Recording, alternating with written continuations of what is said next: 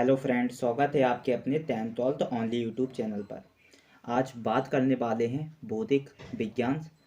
बोले तो ये क्लास 10th के जो पीबीटी होते हैं उन्हें हम सॉल्व करने वाले हैं। एक एक से पीबीटी पढ़ेंगे और उन्हें समझेंगे। ये आपके बोर्ड एग्जाम से रिलेटेड बहुत ही महत्वपूर्ण पीबीटी हैं। जैसे कि आप इन्हें फिलअप मैचिंग्स वगैरह जो फिलअप क्वेश्चंस होते हैं आपके, उन्हें आप सॉल्व करते हो 1 मार्क्स या 2 मार्क्स के होते हैं, तो उनमें ये हमारी पीबीटी बहुत ही ज़्यादा इम्पोर्टेंस आती है, क्योंकि ये पीबीटी से ही क्वेश्चंस बन के आएंगे। आप बोर्ड एग्जाम्स में बैठोगे तो मेरी ये पीबीटी आप देखोगे कि जो मैंने पीबीटी पढ़ाई है उसी में से आपको क्वेश्चंस देखने को मिल रहे हैं। तो चलो स्टार्ट करते हैं। अगर आप चैनल पर नए हो तो चैनल को ज़रूर सब्सक्राइब करें और आप फुल वीडियो वॉच करें। और आपने अगर ये पीबीटी फर्स्ट सेकंड से फोर्थ तक नहीं देखी हो तो मैंने डिस्क्रिप्शन बॉक्स में फर्स्ट से लेकर फोर्थ तक दे रखी है, वहाँ से जाकर आप ये पीबीटी देख सकते हो। चलो स्टार्ट करते हैं। जैसे कि इसमें पहला पीबीटी क्या कह रहा है आपका, जो यांत्रिक ऊर्जा को विद्युत ऊर्जा में परिवर्तित करने वाले यंत्र को डायनेमो कहते हैं। क्या कहते हैं? डायनेमो कहते हैं। डायनेमो क्या होता है? डायनेमो एक ऐसा यंत्र होता है जो कि आपका मैकेनिकल एनर्जी को कन्वर्ट इनटू करता है, किसमें? इलेक्ट्रिकल एनर्जी में। किसमें? इलेक्ट्रिकल एनर्जी में कन्वर्ट करता है। उसी यंत्र को हम क्या? डायनेमो कहते हैं। तो डायनेमो का आपने जरूर क्लास 10th में जिक्र किया होगा कि डायनेमो क्या होता है। तो डायनेमो की ये पीबीटी का एक क्वेश्चंस बन जाएगा जो कि आपका फिलअप या मैचिंग्स या वन वर्ड्स में पूछा जाएगा। जैसे कि यांत्रिक ऊर्जा को विद्युत ऊर्जा में परिवर्तित करने वाले यंत्र को क्या कहा जाता है? डायनेमो कहा जाता है। इस प्रकार से आपसे प्रश्न पूछे जाएंगे, तो आप इन पीबीटी को जरूर वीडियो पोस्ट करके जरूर याद करें। चलो सेकंड देखते हैं। कह रहा है किसी विलयन में जो शर्करा की मात्रा को ज्ञात करने वाले यंत्र को सैक्रोमीटर कहते हैं। किसी विलयन में अगर उसका शर्करा की मात्रा, उसकी जो मिश्रण है उसमें जो मात्रा है शर्करा का, उसे आपको ज्ञात करने कहा जाता है, उसे हम क्या कहते हैं? सैक्रोमीटर सैक्रोमीटर कहते हैं। जब आप किसी विलयन में उस शर्करा की मात्रा को प्राप्त करना चाहते हो तो उस यंत्र से प्राप्त करोगे, जिसे हम सैक्रोमीटर कहते हैं। इसका प्रयोग शराब कारखानों में किया जाता है। इसका प्रयोग कहाँ कहाँ किया जाता है? शराब कारखानों में किया जाता है। जो ताप मापने वाले यंत्र को थर्मामीटर कहते हैं। जो ताप होता है, टेम्परेचर नापने वाले यंत्र को क्या कहते हैं? थर्मामीटर कहते हैं। क्या कहते हैं? थर्मामीटर कहते हैं। जो द्रवों की श्यानता को मापने वाला यंत्र विस्कोमीटर कहलाता है। जो द्रवों की क्या नापते हैं? द्रवों की श्यानता को मापने वाला यंत्र क्या कहलाता है? विस्कोमीटर कहलाता है। क्या कहलाता है? विस्कोमीटर कहलाता है। और वायु में जो आर्द्रता, वायु जो एयर में क्या रहती है, आर्द्रता की जो मात्रा को ज्ञात करने के लिए जो प्रयुक्त किए जाने वाला यंत्र क्या होता है? हाइग्रोमीटर होता है। जो आपकी वायु एयर में जो नमी होती है, नमी, तो नमी को पहचानने के लिए हम किस यंत्र का उपयोग करते हैं? और उसे हम क्या कहते हैं? हाइग्रोमीटर कहते हैं। क्या कहते हैं? हाइग्रोमीटर कहते हैं। जो वायु में आर्द्रता की मात्रा को ज्ञात करने के लिए जो प्रयुक्त किए जाने वाला यंत्र क्या होता है? हाइग्रोमीटर कहलाता है। एक समान वृत्तीय गति में त्वरण तथा वेग दोनों ही परिवर्तित होते रहते हैं, परंतु चाल उनकी कैसी रहती है? कांस्टेंट, नियत रहती है। जब एक समान आप वृत्त में गति करवा रहा है, त्वरण का और वेग का, दोनों ही परिवर्तित होते रहते हैं, लेकिन परंतु उनकी जो चाल होती है, जो उनकी स्पीड होती है, वो कैसी रहती है? कांस्टेंट, नियत रहती है। और जो जेट रॉकेट के सिद्धांत पर कार्य करता है, जो आपका चाल होता है, समान वृत्त होता है, वो किस पर काम करता है? जेट रॉकेट के सिद्धांत पर कार्य करता है। इसका तथा इसमें जो प्रयुक्त ईंधन क्या कहलाता है? पैराफिन कहलाता है। जो जेट रॉकेट के सिद्धांत पर कार्य करता है और तथा इसमें जो प्रयुक्त होता है फ्यूजल, वो ईंधन, उसे हम क्या कह देते हैं? पैराफिन कह देते हैं। तो पैराफिन होता है। और यह जो होता है, यह न्यूटन ने पता लगाया था। यह किसने पता लगाया था? न्यूटन ने पता लगाया था कि सफ़ेद प्रकाश में जो सफ़ेद वाइट लाइट्स होती है, कि सफ़ेद प्रकाश में 7 संघटक रंग, जिसे कौन कौन से थे?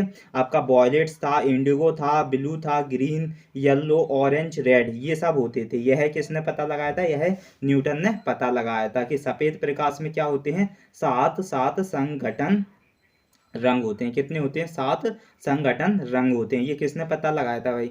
ये न्यूटन ने पता लगाया था। वो रंग कौन कौन से होते हैं? वो वॉयलेट होता है, आपका इंडिगो होता है, blue, green, yellow, orange, red, ये 7 कलर होते हैं जो प्रिज्म से होकर निकलते हैं जो सन की लाइट पड़ती है तो एक स्पेक्ट्रम बनाता है। तो स्क्रीन पर ये 7 कलर आपको दिखते हैं। और कहा जा रहा है कि जो प्रकाश द्वारा एक वर्ष में 6 बिलियन मील 6 बिलियन मील तय की गई दूरी को प्रकाश वर्ष लाइट ईयर कहते हैं। बताया जाता है जो प्रकाश द्वारा एक वर्ष में 1 ईयर में कितने 6 बिलियन मील कितने 6 बिलियन मील तय की गई दूरी को क्या कहा जाता है? प्रकाश वर्ष लाइट ईयर कहते हैं। क्या कहते हैं उसे? Light year. तो आपने पढ़ा होगा कि प्रकाश की जो इकाई आप लाइट ईयर में नापते हो। किस में नापते हो? लाइट ईयर में नापते हो। तो उस लाइट ईयर में कितने वर्ष लगते हैं? 6 बिलियन वर्ष लगते हैं। कितने लगते हैं? 6 बिलियन वर्ष लगते हैं। अब देखते हैं पहाड़ की अधिक ऊंचाई पर जो जल होता है उसका 71 डिग्री सेंटीग्रेड तापक्रम पर ही खोलने लगता है, अतः खाना देर से पकता है। बताया जा रहा है कि जो पहाड़ की ऊंचाई पर जो जल होता है वो कितना होता है? 71 डिग्री सेंटीग्रेड तापक्रम पर ही खोलने लगता है, अतः खाना क्या करता है? फिर देर से पकता है। खाना किस कंडीशंस में देर पड़ता है? आप कभी जाना पहाड़ पे, क्या करना, अधिकतम पहाड़ पे जो जल होता है, जल आप बोले तो चावल बनाओगे तो उसमें पानी में क्या चावल डालोगे, राइस डालोगे, तो उसमें क्या करोगे तो आपको ऐसा लगेगा कि मेरे जो राइस हैं वो देर में पक रहे हैं। क्यों पक रहे हैं? क्योंकि वो ऊंचाई पर हैं और ऊंचाई के कारण उनके जो जल है, वाटर है, उसका 71% डिग्री तापक्रम पर ही खोलने लगता है, अतः खाना क्या करेगा? देर से पकता है। और जो थर्मामीटर में पारे का उपयोग जो थर्मामीटर होता है, थर्मामीटर में पारे का उपयोग उसकी सुग्राह्यता तथा कांच पर ना चिपकने की प्रगति के कारण किया जाता है।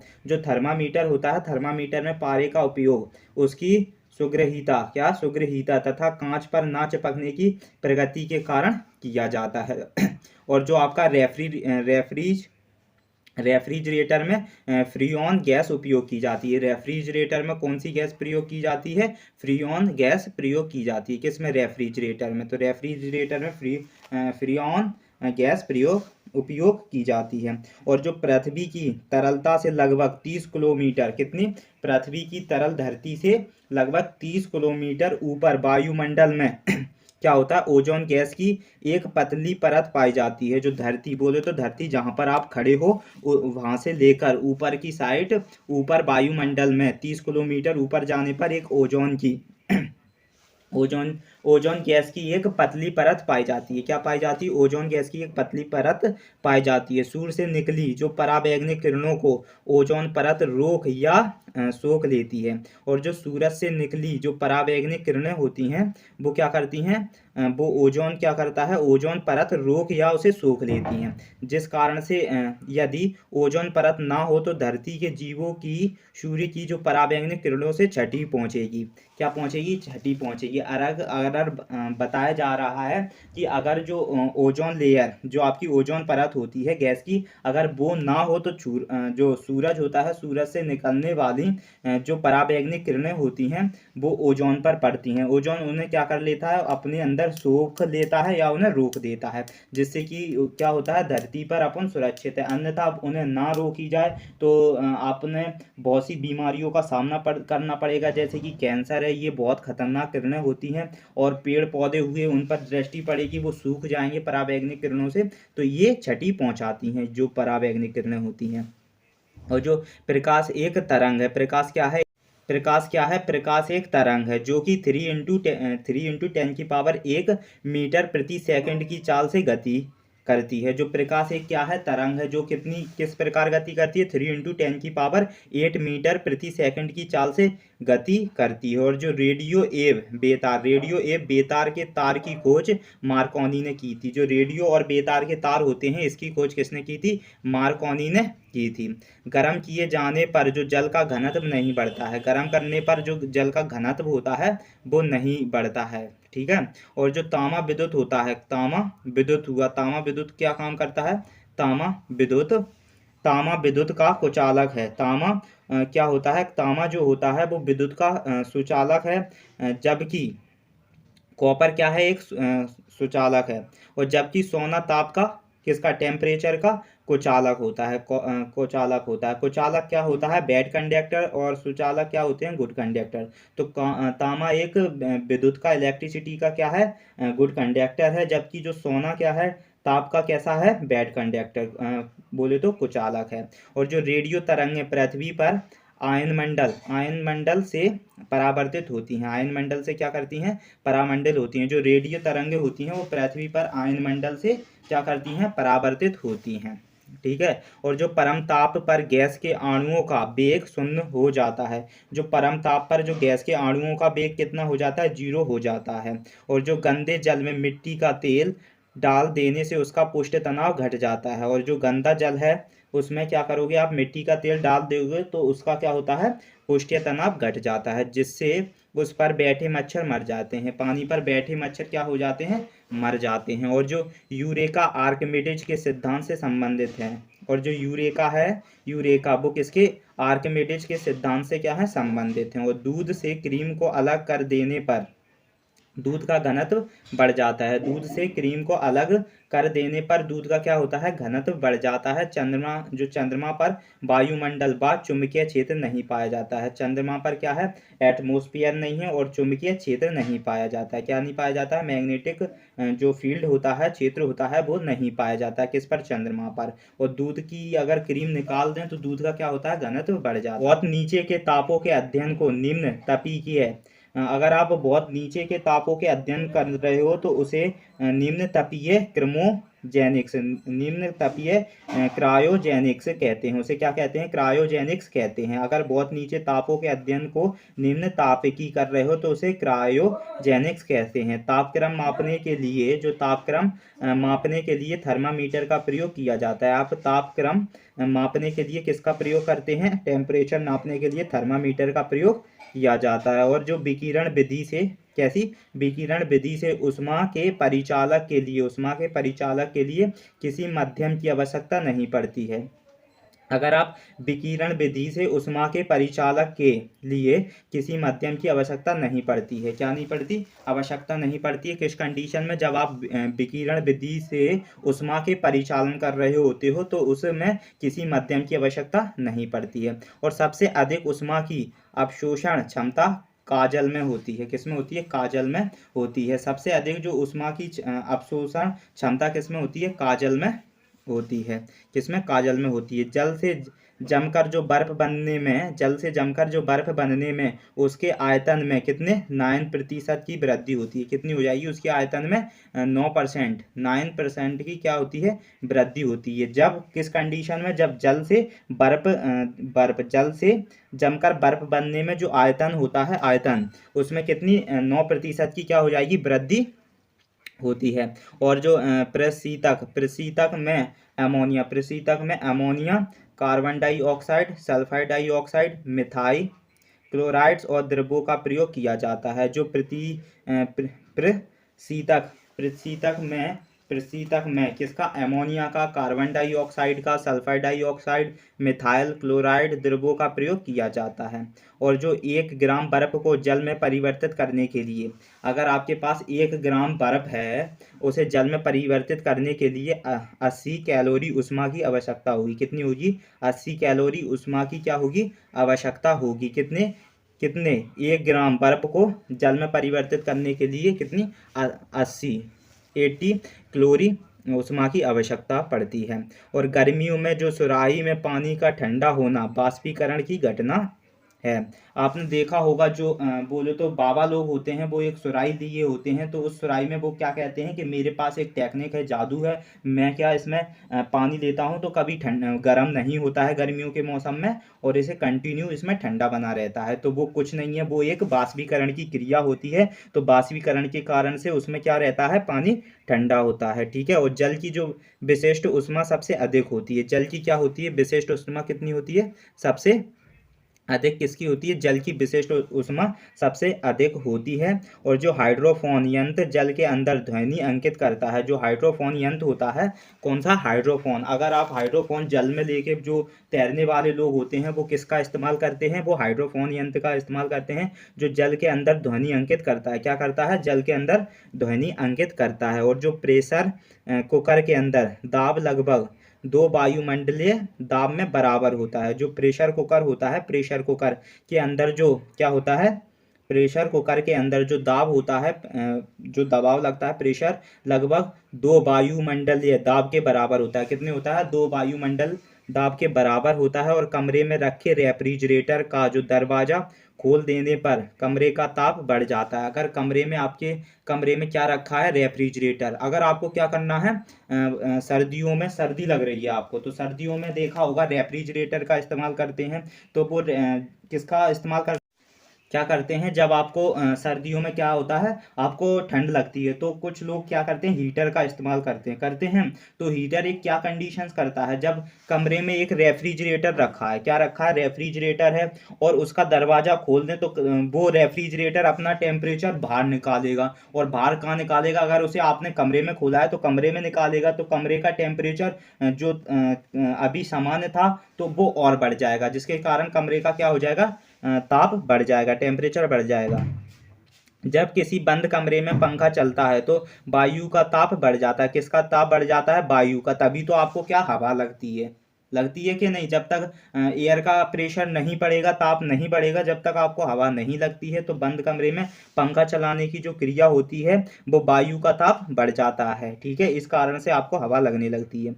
ऊंचाई मापने के लिए सेक्सटेंड, ऊंचाई मापने के लिए सेक्सटेंड का प्रयोग किया जाता है। किसका प्रयोग किया जाता है? सेक्सटेंड का प्रयोग किया जाता है। किसके लिए? ऊंचाई मापने के लिए। और जो सौर परिवार का सबसे छोटा ग्रह कौन सा है? प्लेटू है। कौन सा? प्लेटू है। जो सौर परिवार का सबसे छोटा ग्रह कौन सा है? प्लेटू है। और जो ध्वनि को दूर स्थान तक ले जाने वाला यंत्र मेगाफोन होता है। साउंड को एक दूर स्थान तक ले जाने वाला यंत्र क्या कहलाता है? मेगाफोन कहलाता है। और जो टैप रिकॉर्डर के टैप पर किस पर? टैप रिकॉर्डर के टैप पर आयरन ऑक्साइड की एक पतली परत चढ़ी होती है। यह एक चुंबकीय पदार्थ होता है। यह कैसा होता है? एक चुंबकीय पदार्थ होता है। किस कंडीशन में? जो टैप रिकॉर्डर के टैप पर एक आयरन ऑक्साइड की एक पतली परत चढ़ी होती है। यह एक चुंबकीय पदार्थ होती है। क्या होती है? एक चुंबकीय पदार्थ होती है। क्या होती है? यह एक चुंबकीय पदार्थ होती है। और कहा जाता है कि जो आपकी जो कंडीशंस है, चुंबकीय पदार्थ होती है। और जो ध्वनि का मस्तिष्क में प्रभाव लगभग 1/10 कितना? 1/10 सेकंड तक होता है। 1/10 सेकंड तक होता है। जो मस्तिष्क माइंड में जो किसका साउंड का प्रभाव वो कितने कितने लगभग होता है? 1/10 सेकंड तक होता है। और किसी भी मनुष्य को अपनी प्रतिध्वनि सुनने के लिए परावर्तक तल से कितना? 16.5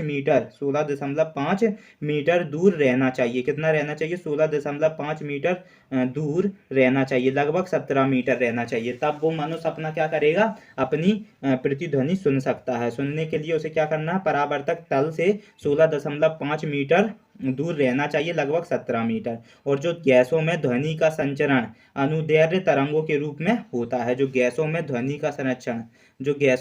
का संरक्षण क्या करता है? गैसों में जो ध्वनि का संरक्षण होता है वो कितना होता है? गैसों में ध्वनि का संरक्षण अनुदैर्घ्य तरंगों के रूप में होता है। पृथ्वी का जो निकटतम ग्रह शुक्र है। पृथ्वी के सबसे पास में ग्रह कौन सा है? शुक्र ग्रह है। पृथ्वी के सबसे पास ग्रह कौन सा है? शुक्र ग्रह है। तो पृथ्वी के सबसे निकटतम ग्रह कौन सा है? शुक्र ग्रह है। पृथ्वी के सबसे निकटतम ग्रह कौन सा हो जाएगा? शुक्र ग्रह है।